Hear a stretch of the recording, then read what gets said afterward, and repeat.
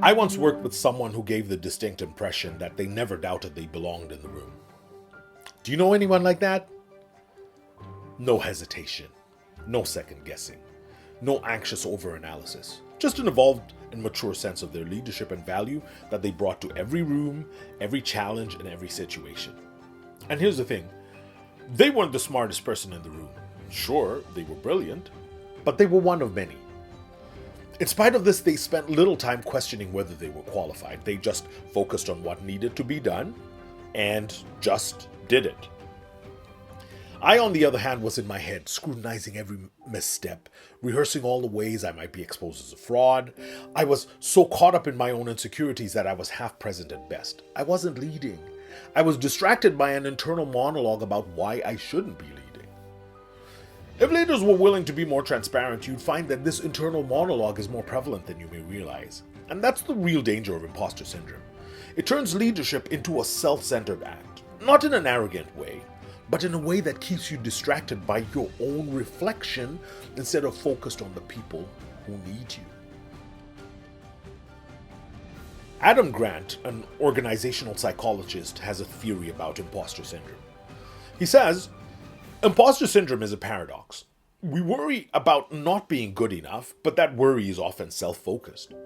The best way to overcome it is to focus on the work and who it serves. And he's right. The more time you spend questioning whether you deserve to be in the room, the less present you are in actually leading it. Self-doubt shrinks your focus. It makes you turn your gaze inward, making everything about you, your fears, your flaws, your possible failures, until you're no longer engaging fully with your work or your team, you're only engaging with your own uncertainty. This is why imposter syndrome doesn't just make leadership harder, it makes bad leadership easier. When you're too caught up in whether you belong, you hesitate when your team needs direction. You overanalyze when a decision needs to be made. You hold back in moments that require confidence. You deflect praise instead of owning your own impact. And you focus on yourself instead of the people you're supposed to be leading. At a certain point, imposter syndrome stops being about humility and starts being a form of self-absorption. Not because you're arrogant, not because you think you're more important than anyone else, but because you're so wrapped in how you feel that you're missing what actually needs to be done. If imposter syndrome has a script, it always sounds something like this. Am I good enough? Do I deserve to be here? What if I fail?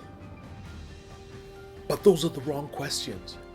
They don't move you forward. They don't help anyone. They keep you frozen in self-examination instead of engaged in action. Here's a better question. How can I serve?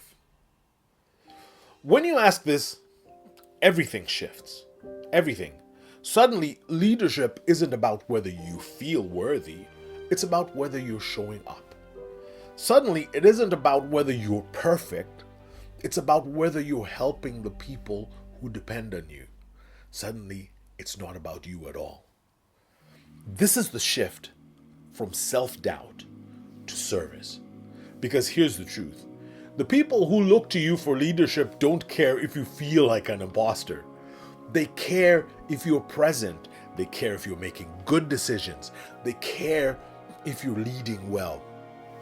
Your imposter syndrome is invisible to them. What they can see is whether you're fully engaged or lost in your own head. So, if you're feeling like a fraud, stop thinking about yourself and start thinking about them, because that's what real leaders do. The best leaders aren't the ones who never doubt themselves. The best leaders are the ones who care less about their own image and more about their impact.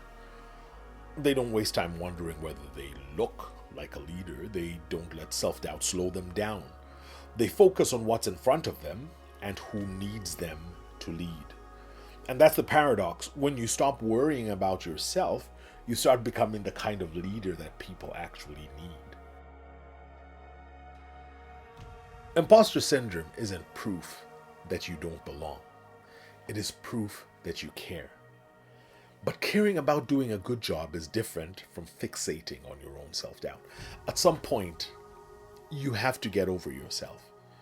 Not because your feelings aren't valid, not because your doubts don't matter, but because the work is bigger than your insecurities. So the next time imposter syndrome tells you to focus on yourself, turn your attention outward. Ask, what needs to be done? Because that's the only question that ever really mattered.